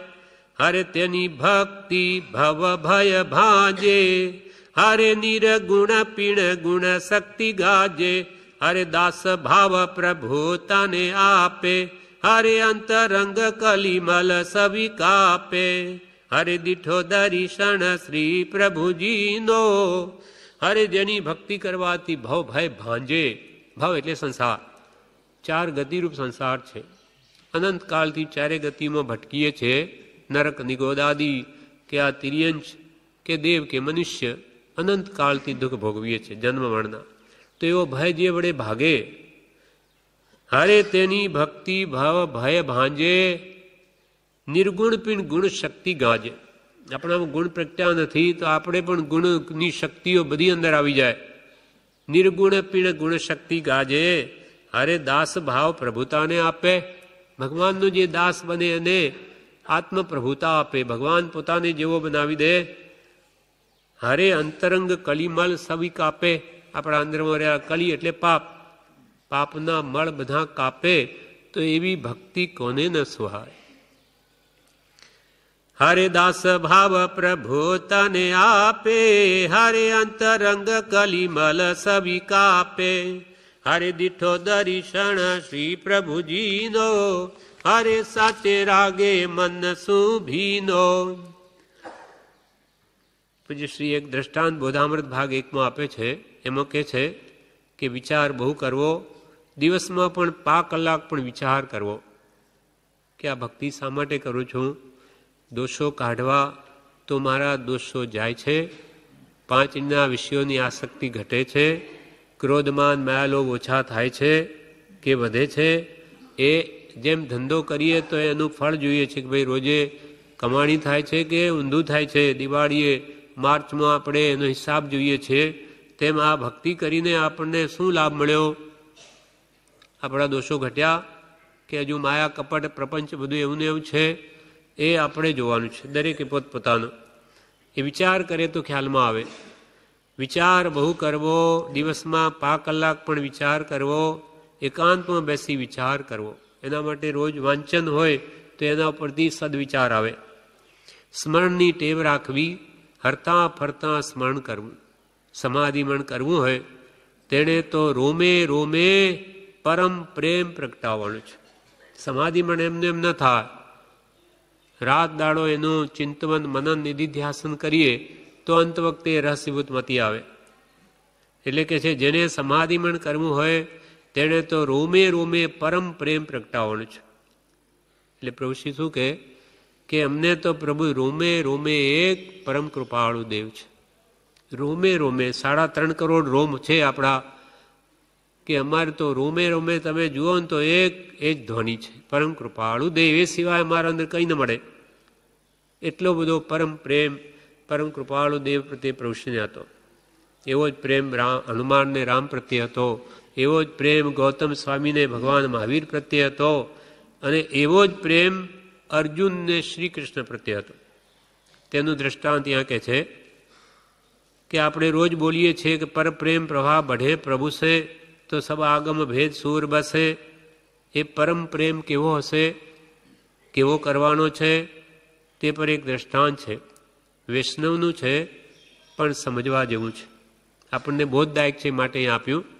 વૈષ્ણવનો કે ગમે તે હોય, આપણને જેનાથી વિશેષ બળ મળે, વૈરાગ વિષમનું કારણ થાય, તેના માટે જ્ઞાનીઓની ના નથી. સિદ્ધાંત તો જૈનો જ ભગવાન તીર્થંકરોએ કેવળ જ્ઞાનથી જોઈને જે નિરૂપણ કર્યું તે જ 101% સત્ય.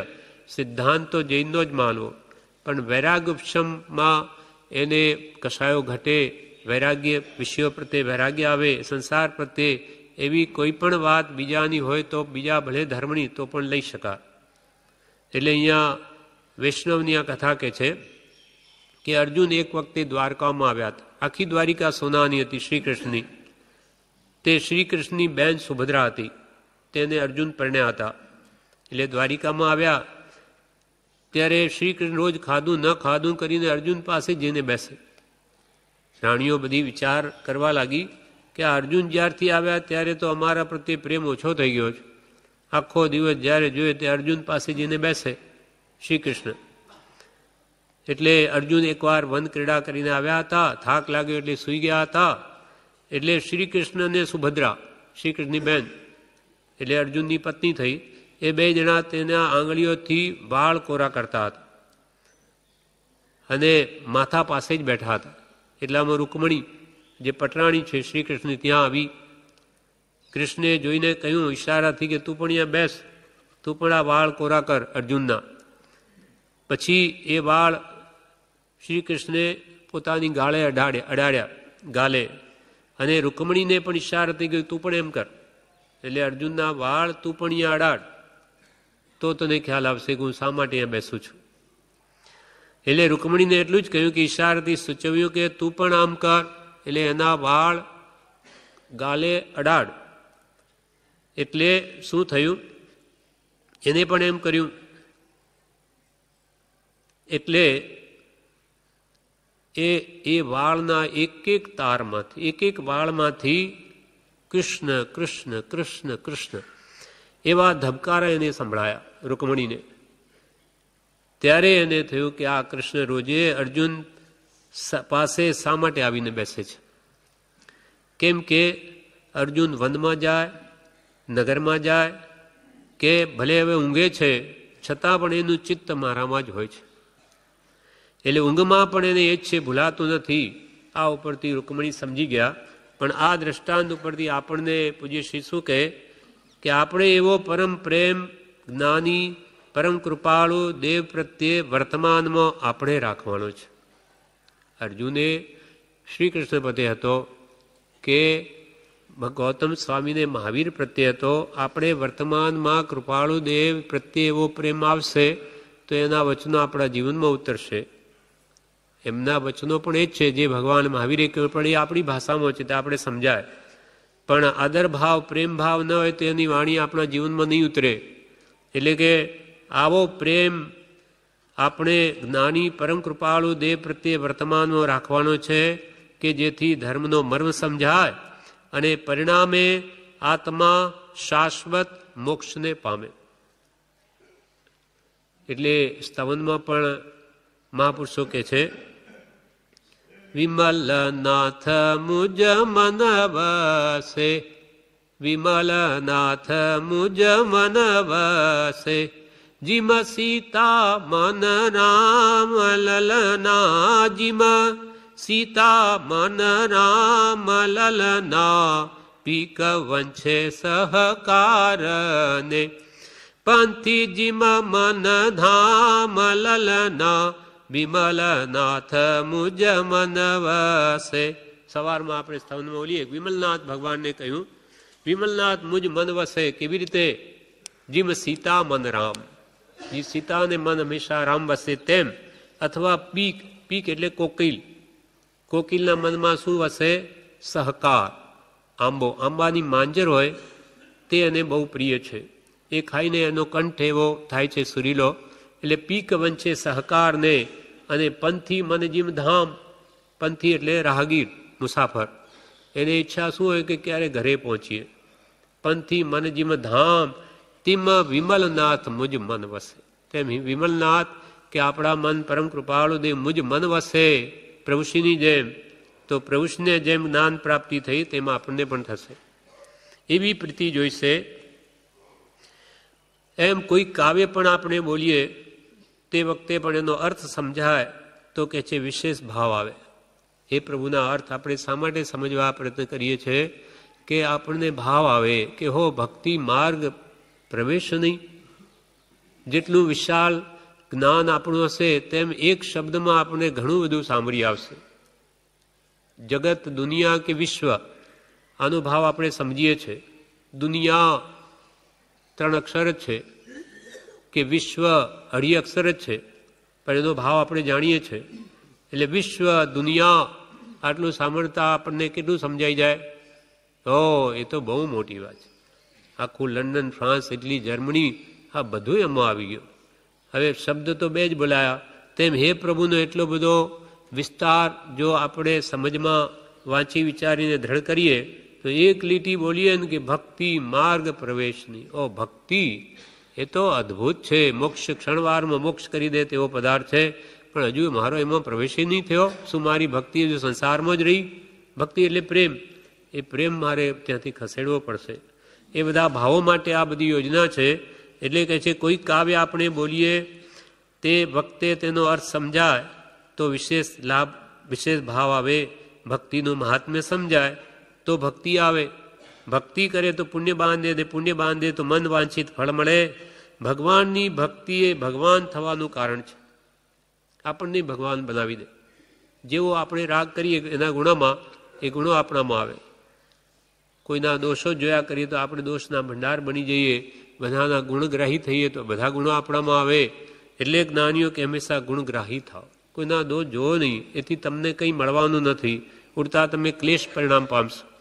કોઈ દોષ જોઈએ ને, દોષ દ્રષ્ટિ આપણી થઈ જાય તો કોઈનો ક્રોધી સ્વભાવ હોય એટલે એ જોતાં જ આપણને મનમાં આવે કે આ તો બહુ ક્રોધી.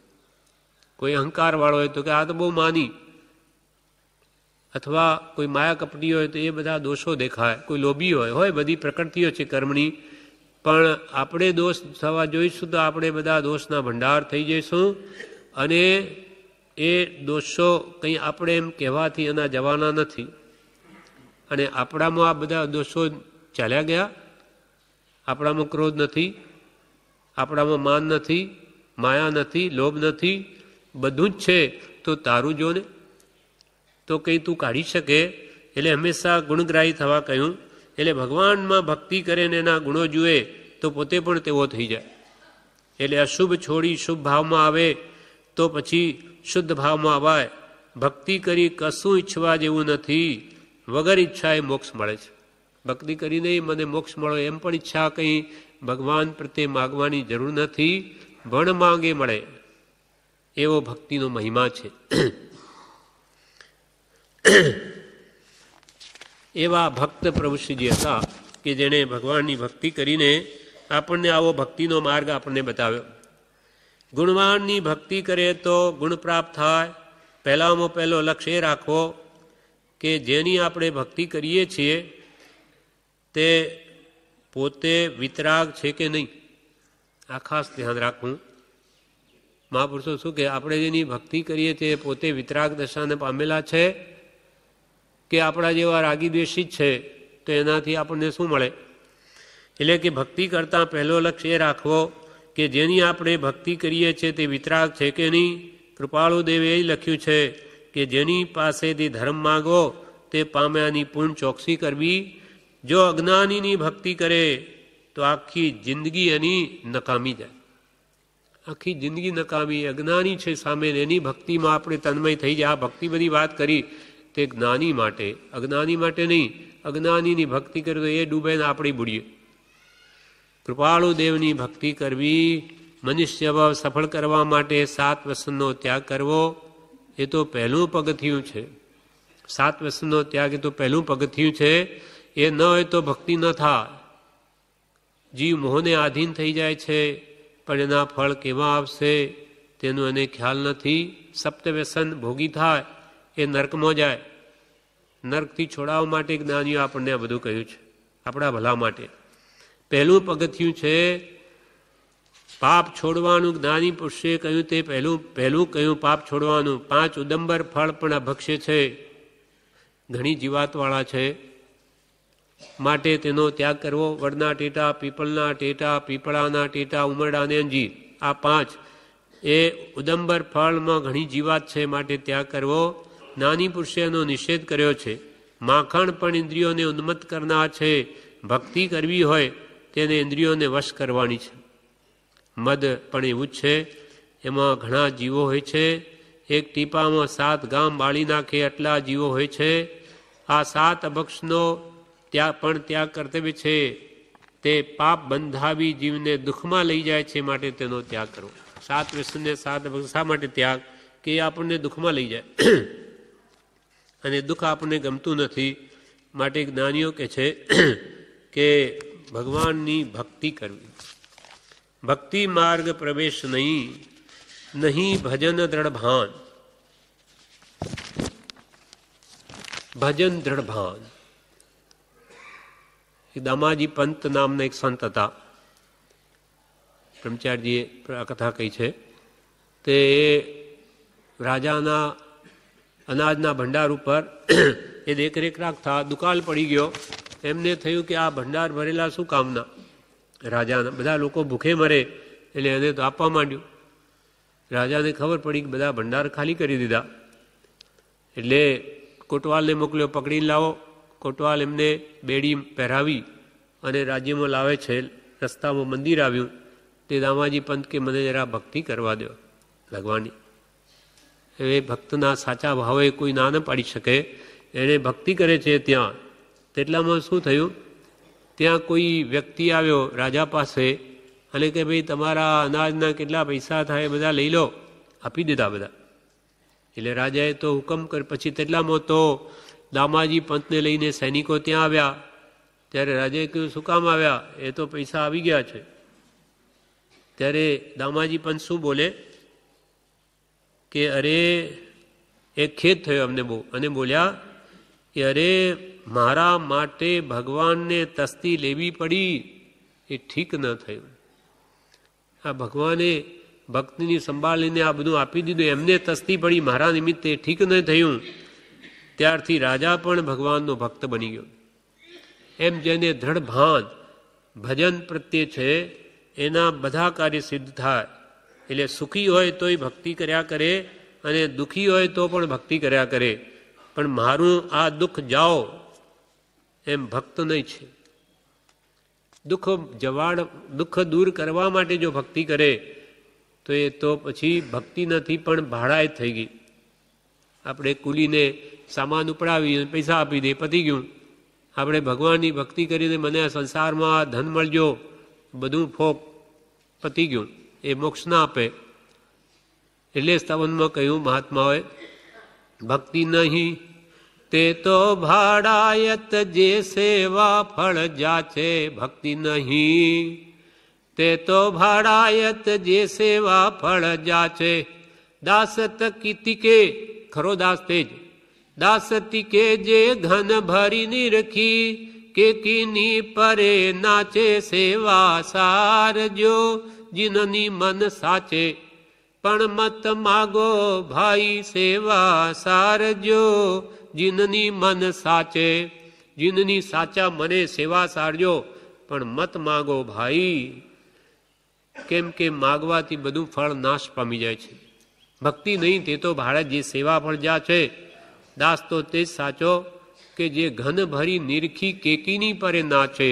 ઘન એટલે વાદળા, ભરેલા વાદળા જોઈ, કેકીને એટલે મોર, નાચવા માંડે. એને શું મળે? બસ એને એક એવો ભાવ છે, એવો એની ભક્તિ છે. વાદળા જોઈ પાણીથી ભરેલા કાળા ભમ તો એને બહુ જ આનંદ થાય મોરને. કેકીની પરે નાચે ઘન ભરી નિરખી. તેમ આપણે ભગવાનના દર્શન કરીને એના પ્રત્યે નિષ્કામ ભાવે ઉલ્લાસ આવવો જોઈએ, પણ એના પ્રત્યે કંઈ માગવું નહીં. નહીં તો તમારું આ બધો પ્રયત્ન ભોગ જશે. માગવાથી કંઈ ન મળે. એટલે ત્યાગે તેને આગે, પણ માગે તેથી ભાગે. માગે તેથી તો દૂર જાય, પણ જે ખરો ત્યાગે તેને આ કચરો તો મળવાનો જ છે, પણ એની ઈચ્છા ન કરવી તો મોક્ષ ન મળે. નહીં ભજન દ્રઢ ભાન. આનંદ શ્રાવક હતા, ભગવાન મહાવીરના ખાસ ભક્ત. આનંદ શ્રાવક અને કામદેવ શ્રાવકને ભગવાને વખાણ્યા. 10 શ્રાવકોમાંના 2 એ હતા.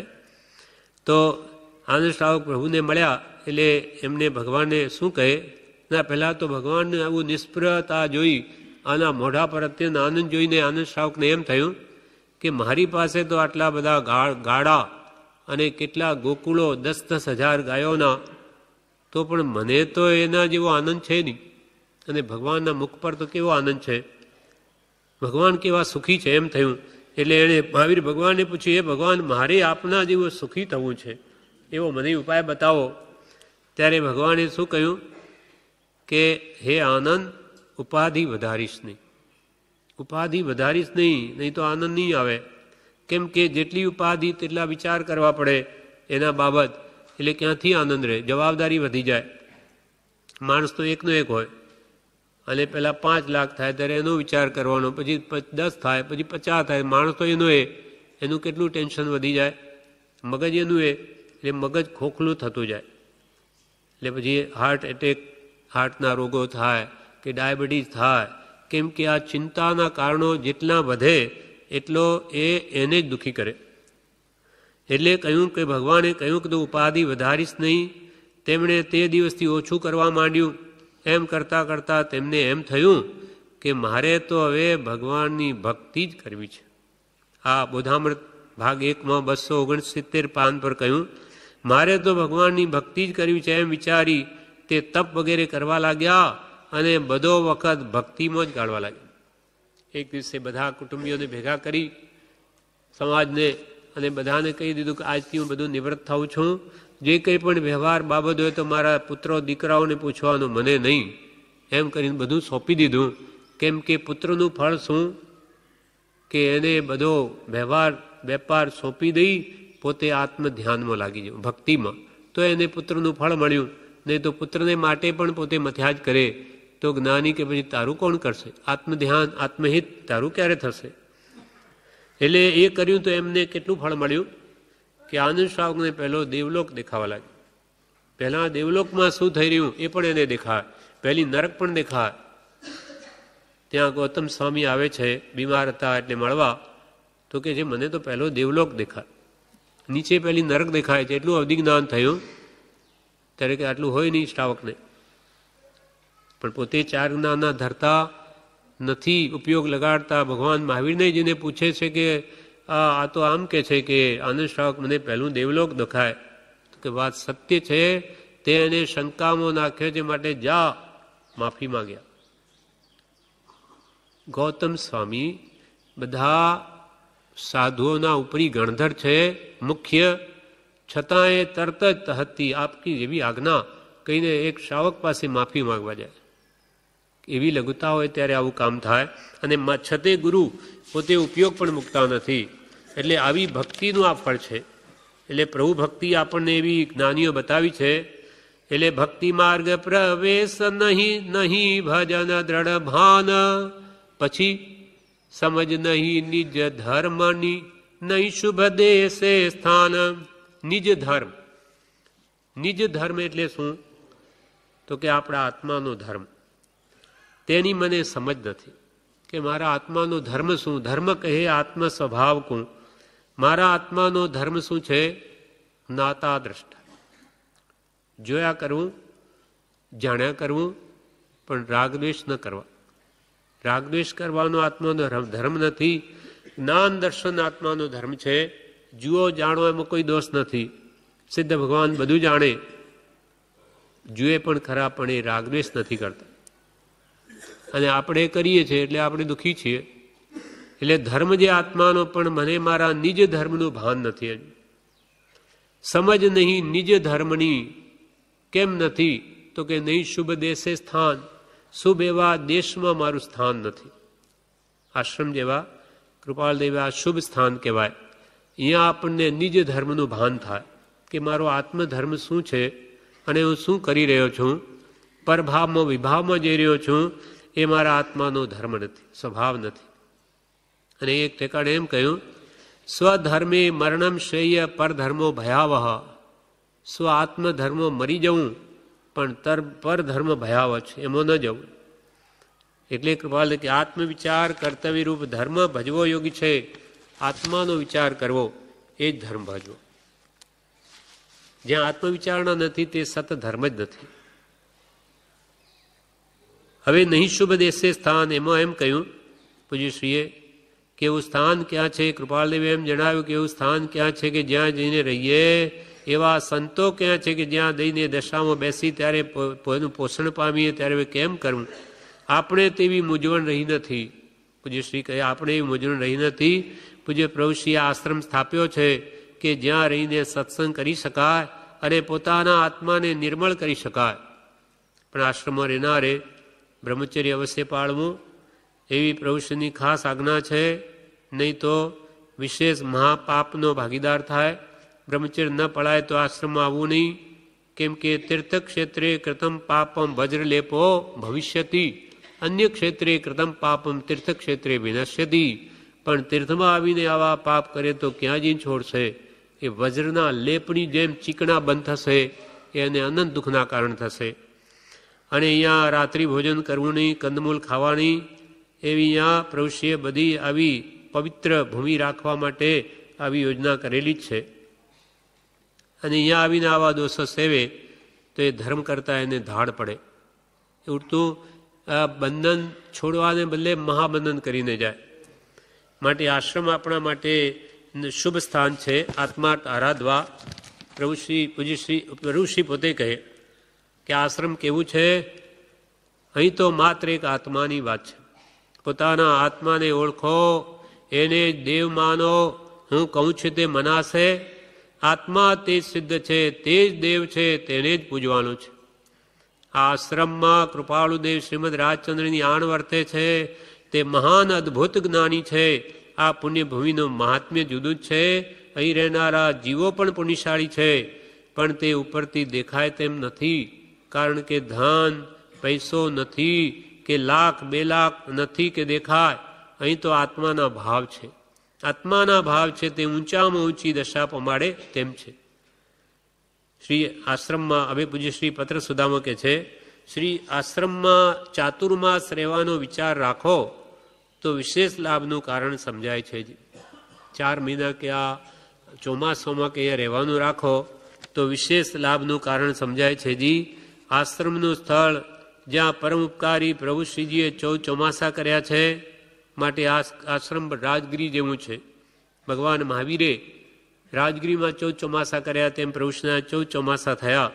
જ્યાં અનેક મુમુક્ષુ જીવો પોતાનો સ્વાર્થ થોડા વખત માટે કે લાંબા વખત માટે તજી એક ધર્મ ધ્યાન અર્થે જ્યાં રહે છે, તેવા વાતાવરણમાં અમુક વખત અવકાશ લઈ રહેવાય તો આખો દિવસ નિવૃત્તિ યોગે નિરુપાધિપણે ધર્મ ધ્યાનમાં જાય એવો સંભવ છે.